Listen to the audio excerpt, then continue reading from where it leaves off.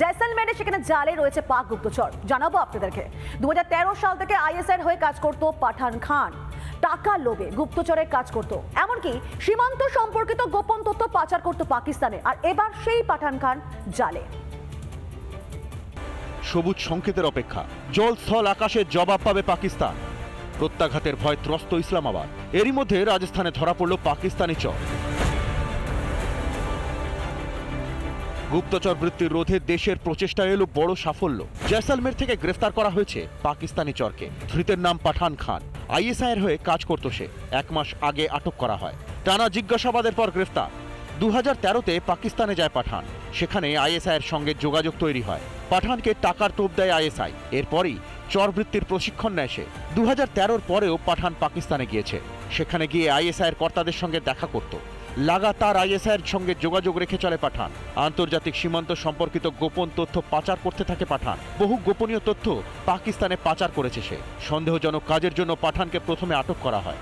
টানা জিজ্ঞাসাবাদের পর গ্রেফতার। বরাবর ভারতে গুপ্তচর পাঠিয়ে গোপন তথ্য হাতানোর চেষ্টা করেছে পাকিস্তান।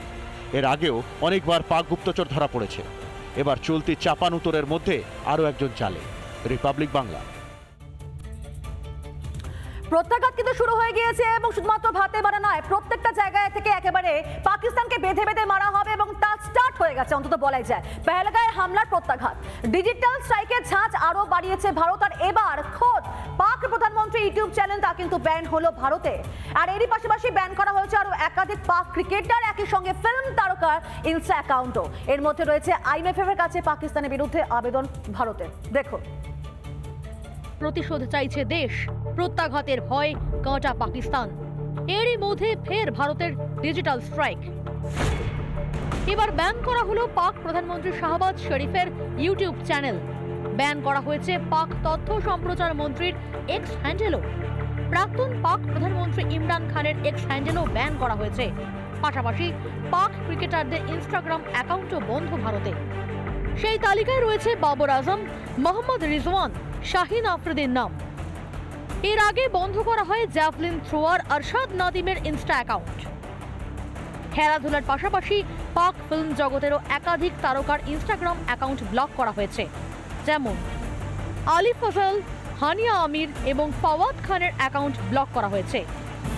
পাক অভিনেতা এই ফাওয়াদ খান অভিনীত মুভিকে দিয়েই ডিজিটাল হামলার শুরুটা হয়েছিল। ফাওয়াদ অভিনীত আবির গুলাল ফিল্ম ব্যান করে তথ্য ও সম্প্রচার মন্ত্রক। তারপর উস্কানিমূলক এবং ভুল তথ্য প্রচারের অভিযোগে নিষিদ্ধ করা হয় 16টি পাকিস্তানি ইউটিউব চ্যানেল। তার মধ্যে ছিল শোয়েব আখতারের চ্যানেলও। এবার ফের ইউটিউব চ্যানেল ও ইনস্টা অ্যাকাউন্টে তালা। এসবের পাশাপাশি কূটনৈতিক দিক থেকে পাকিস্তানের ওপর চাপ বাড়িয়েই যাচ্ছে ভারত। এবার ইন্টারন্যাশনাল মনিটারি ফান্ডের কাছে পাকিস্তানের বিরুদ্ধে আবেদন ভারতের। পাকিস্তানকে দেওয়া ঋণের পুনর্বিবেচনা করা হোক, এমনই আবেদন করল ভারত। এবার কি ভারতের আপত্তিতে পাকিস্তানের ঋণে কোপ পড়বে? এমনিতেই পাকিস্তানের ভারী মা ভবানী অবস্থা, অর্থনীতি তলানিতে এসে ঠেকেছে। আইএমএফ এর দয়ায় যেটুকু সাহায্য পেয়েছিল সেটাও যদি বন্ধ হয়ে যায়, পাকিস্তান খাবে কি? ভারতের সঙ্গে পাঙ্গা নেওয়ার ফল এবার ইঞ্চিতে ইঞ্চিতে টের পাবে শাহবাজ শরীফের দেশ। রিপাবলিক বাংলা। নানা ধরনের কন্টেন্ট দেখার জন্য লাইক করুন, শেয়ার করুন আমাদের ফেসবুক পেজ, সাবস্ক্রাইব করুন আমাদের ইউটিউব চ্যানেল।